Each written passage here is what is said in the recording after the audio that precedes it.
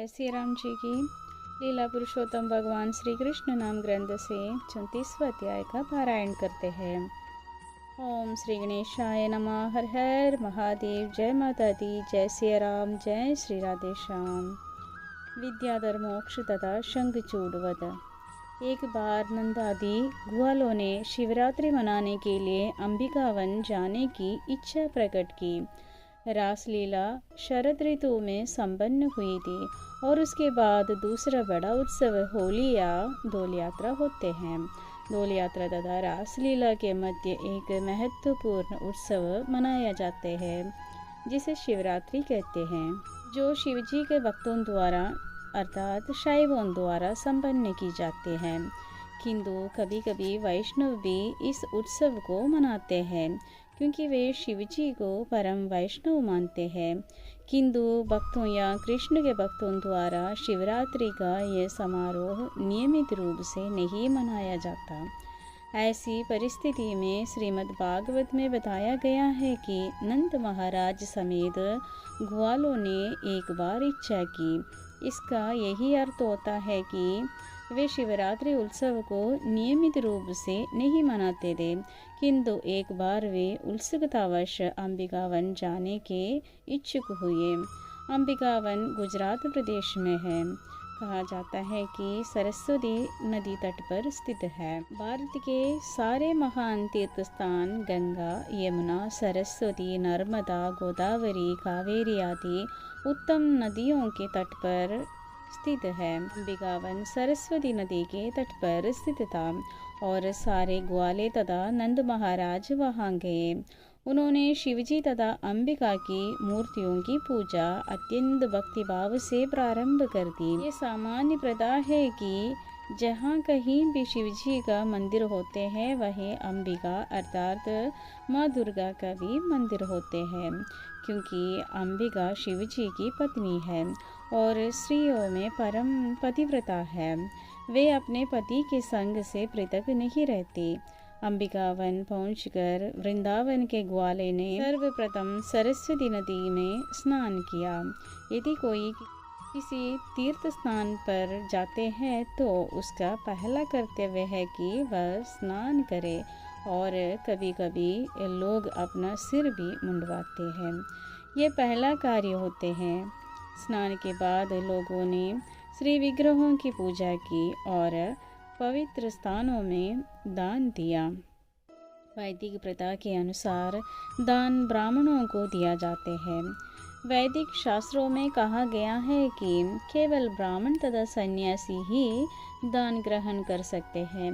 वृंदावन के ग्वालों ने ब्राह्मणों को स्वर्णाभूषणों तथा सुंदर हारों से सज्जित गोवे दान की।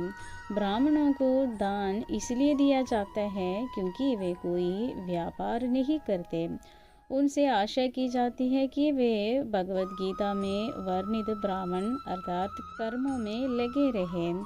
ये है उन्हें अत्यंत विद्वान होना चाहिए और तपस्या करनी चाहिए।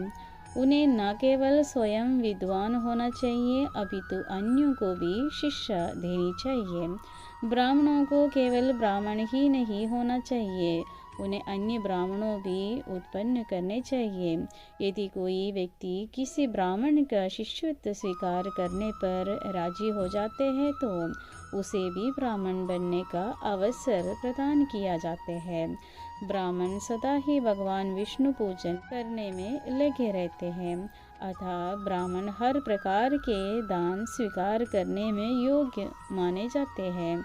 किंतु यदि ब्राह्मणों को अधिक दान प्राप्त होते हैं तो उन्हें इसे विष्णु के सेवार्थ वितरित कर देना चाहिए। अतः वैदिक शास्त्रों में ब्राह्मणों को दान देने की संस्तुति है, क्योंकि ऐसे करने से भगवान विष्णु तथा सारे देवता प्रसन्न होते हैं। सारे यात्री स्नान करते हैं, श्री विग्रह को पूजते हैं और दान देते हैं। उन्हें कम से कम एक दिन उपवास करना होते हैं। उन्हें चाहिए कि वे तीर्थ यात्रा के स्थल पर जाएं और वहां पर कम से कम 3 दिन तक रुकें। पहला दिन उपवास रखने में बीत जाते हैं और रात में थोड़ा सा जल पी जाते हैं। नंद महाराज समेत सारे ग्वालों ने सरस्वती के तट पर ही रात बिताई। उन्होंने दिन भर उपवास रखा और रात्रि में थोड़ा सा जल पिया, किंतु जब वे विश्राम कर रहे थे तो पास के जंगल से एक विशाल सर्प निकलकर उनके समक्ष प्रकट हुआ और भूख के मारे नंद महाराज को निकलने लगा। नंद असहाय होकर चिल्लाने लगे, बेटे कृष्ण आओ और इस संकट से मुझे उबारो, ये सर्प मुझे निकलने जा रहे हैं। जब नंद ने ढेर लगाए तो सारे ग्वाले जाग गए और उन्होंने सारी घटना देखी। उन्होंने तुरंत जलते लट्ठे उठा लिए और वे उन्हीं से सर्प को मारने लगे, किंतु तब भी सर्प नंद महाराज को निकलना नहीं छोड़ रहा था।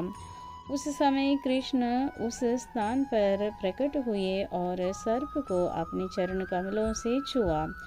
पाव का स्पर्श पाते ही उसने अपना रेंगता हुआ शरीर त्याग दिया और एक अत्यंत सुंदर देवता के रूप में प्रकट हुआ, जिसका नाम विद्याधर था। उसका शरीर इतनी सुंदर था कि वह पूज्य योग्य लगता था।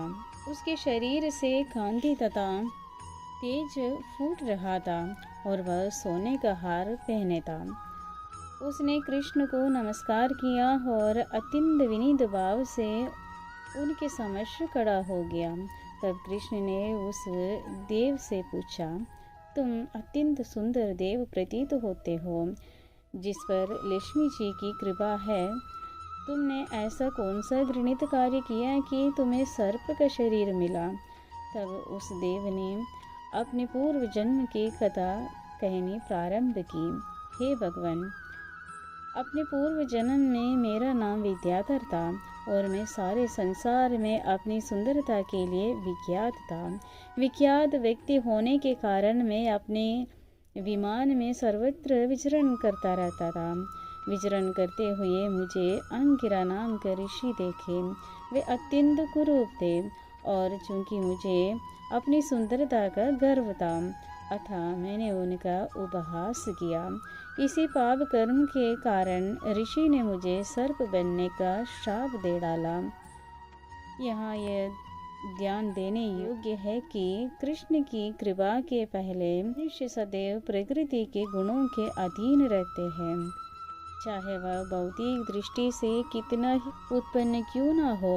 विद्याधर भौतिक दृष्टि से उत्पन्न देवता था और वह अत्यंत सुंदर था। उसको अच्छा भौतिक पद प्राप्त था और वह विमान से सर्वत्र विचरण कर सकता था। फिर भी उसे अगले जन्म में सर्प बनने का शाप मिला। कोई भी भौतिक दृष्टि से उत्पन्न व्यक्ति यदि वह सावधानी नहीं बरता घृणित निम्न योनि में जाने के लिए शापित हो सकते हैं। लोगों की यह भ्रांत धारणा है कि एक बार मनुष्य देह प्राप्त करके कोई नीचे नहीं गिरता। विद्याधर स्वयं बतलाते हैं कि यद्यपि वह देवता था किंतु उसे सर्प बनना पड़ा, किंतु जब कृष्ण ने अपने चरण कमलों से उसका स्पर्श कर दिया तो वह तुरंत कृष्ण भावनामृत को प्राप्त हो गया। किंतु उसने ये स्वीकार किया कि पूर्व जन्म में वह सचमुच पापी था। कृष्ण भावना भावित पुरुष जानता है कि वह कृष्ण का दासानुदास है, वह अत्यंत तुच्छ है और जो कुछ भी सत्कार्य वह करते हैं वह सब कृष्ण तथा गुरु की कृपा के कारण होते हैं।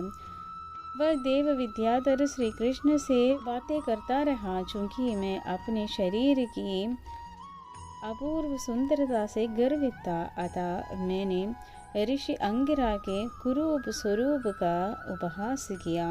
उन्होंने मेरे पाप के लिए श्राप दिया और मैं सर्प बन गया। अब मैं सोचता हूँ कि उस ऋषि का श्राप नहीं, अभी तो मेरे लिए महान वरदान था।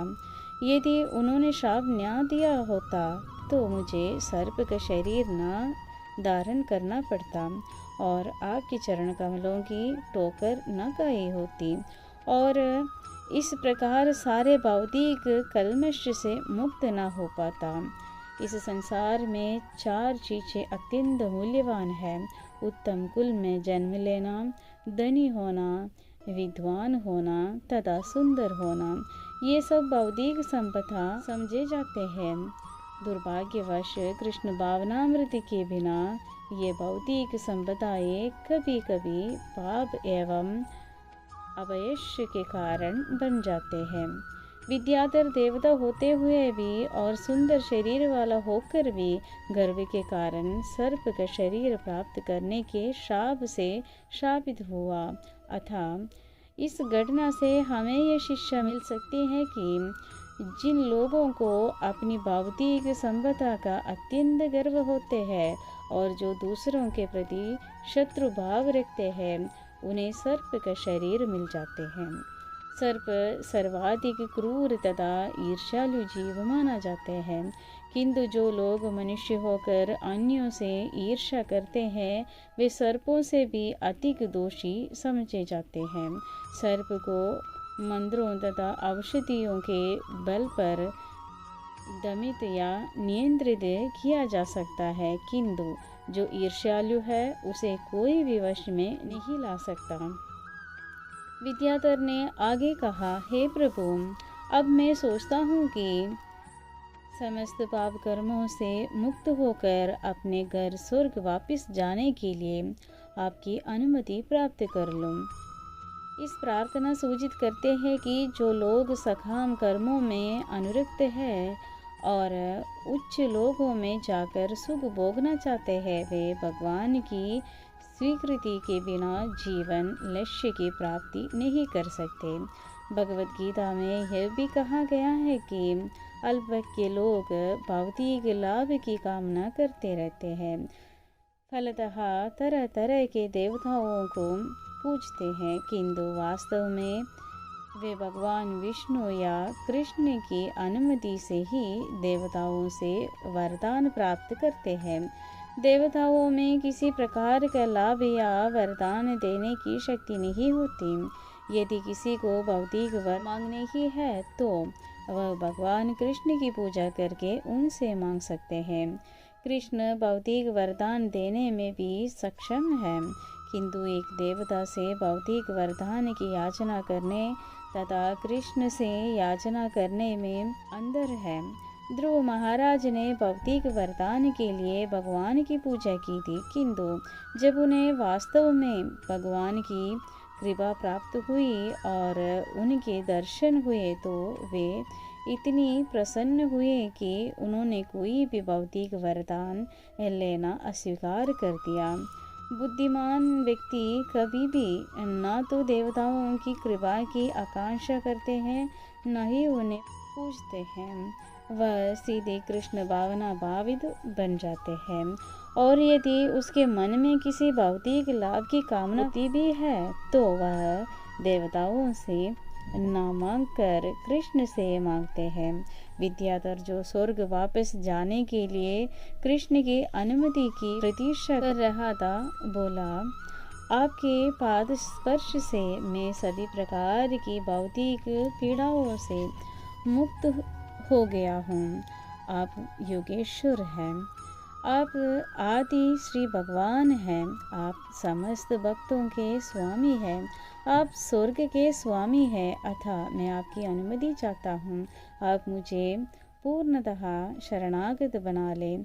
मैं भली भांति जानता हूँ कि जो आपके पवित्र नाम का निरंतर जप करते हैं वह समस्त पापों के फलों से मुक्त हो जाते हैं, और जिन लोगों को साक्षात आपका चरण स्पर्श प्राप्त हो वे तो निश्चित रूप से मुक्त हो जाते हैं। अतः मेरा दृढ़ विश्वास है कि आपके दर्शन से तथा चरण स्पर्श से मैं ब्राह्मण शाप से मुक्त हूँ। इस प्रकार विद्याधर को कृष्ण से अपने घर स्वर्गलोक जाने की अनुमति प्राप्त होगी।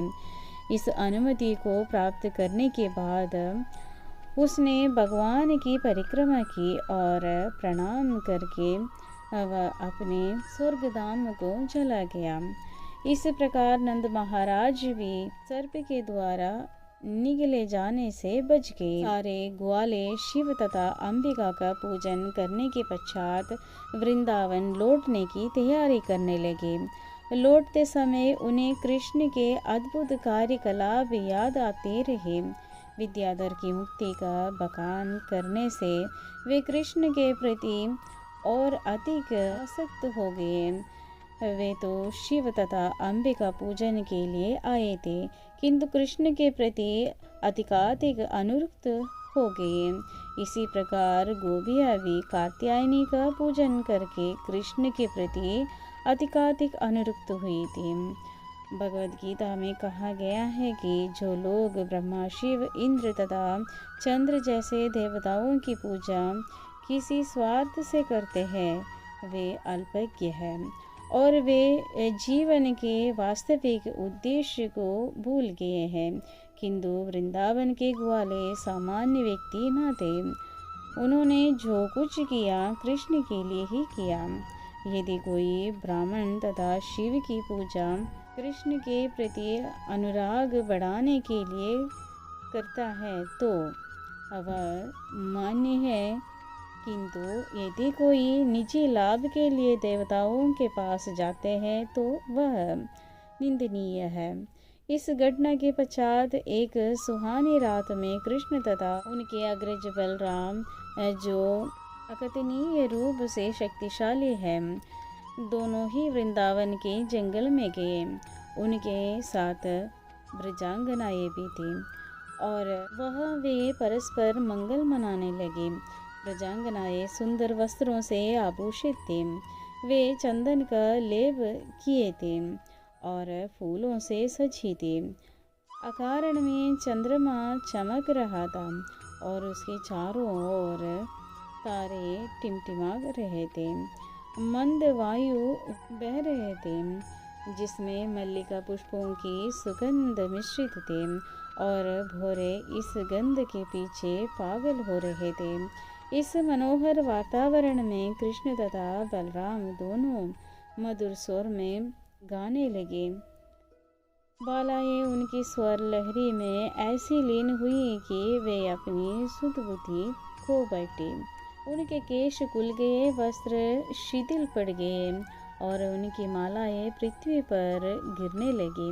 जब वे इस प्रकार तल्लीन थे और प्रायः मदमत्त थे तो कुबेर का एक असुर पार्षद वहां प्रकट हुआ। इस असुर का नाम शंखचूड़ था, क्योंकि इसके मस्तक पर शंख की आकृति की एक मणि थी। जिस प्रकार कुबेर के दो पुत्रों ने अपने ऐश्वर्य के मद में नारद की परवाह नहीं की थी, उसी प्रकार शंखचूड़ अपने ऐश्वर्य से इतराया हुआ था। उसने सोचा कि कृष्ण तथा बलराम सामान्य ग्वाले हैं जो अनेक सुंदर लड़कियों के साथ आनंद मना रहे हैं। सामान्यतः भौतिक जगत में धनवान व्यक्ति सोचते हैं कि सुंदर स्त्रियों का भोग उसे ही करना चाहिए।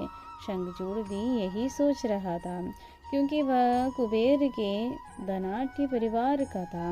अतः कृष्ण तथा बलराम को नहीं, अभी तो उसे ही इतनी सुंदर बालाओं का आनंद लूटना चाहिए। अतः उसने उन पर आक्रमण करने का निश्चय किया। वह कृष्ण, बलराम तथा व्रजांगनाओं के समक्ष प्रकट हुआ और उन सुंदर लड़कियों को उत्तर की ओर ले चला। कृष्ण तथा बलराम के होते हुए वह उन पर इस प्रकार रोब जमा रहा था मानो वह उनका स्वामी तथा पति हो। शंखचूड़ द्वारा इस प्रकार अपहरण की जा रही ब्रजांगनाएं रक्षा के लिए कृष्ण तथा बलराम का नाम ले लेकर पुकारने लगे। दोनों भाई अपने हाथ में सार की लठ लेकर उसका पीछा करने लगे। वे गोपियों से कहते जा रहे थे, डरना नहीं, हम इस असुर को दंड देने के लिए तुरंत आ रहे हैं। और वे तुरंत शंखचूड़ के पास पहुंच गए। जब शंखचूड़ ने सोचा कि ये दोनों भाई अत्यंत बलवान हैं, तो वह डर के मारो गोपियों को छोड़कर और अपनी जान लेकर भागा, किंतु कृष्ण ने उसे जाने नहीं दिया। उन्होंने बलराम को गोपियाँ सौंप दी और स्वयं जहाँ जहाँ शंखचूड़ भागा उसका पीछा करते रहे। कृष्ण उसके सिर के शंख सदृश मणि को लेना चाह रहे थे। थोड़ी दूरी तक पीछा करने के बाद उन्होंने उसे पकड़ लिया और अपनी मुट्ठी से उनके सिर पर प्रहार करके उसे मार डाला। फिर उन्होंने वह मणि ले ली और वापस चले गए। उन्होंने समस्त व्रजांगनाओं की उपस्थिति में वह मणि अपने भाई बलराम को सौंप दी। इस प्रकार लीला पुरुषोत्तम भगवान श्री कृष्ण के अंतर्गत विद्याधर मोक्ष तथा शंखचूड़ वध नामक 33वां अध्याय का भक्ति वेदांत तात्पर्य पूर्ण हुआ। अगर ये अध्याय पसंद आ गया तो लाइक और शेयर कर लीजिएगा। जो भी इस चैनल को सब्सक्राइब नहीं किया वो लोग भी कर लीजिएगा। सबको जय श्री राम जी की। हर हर महादेव।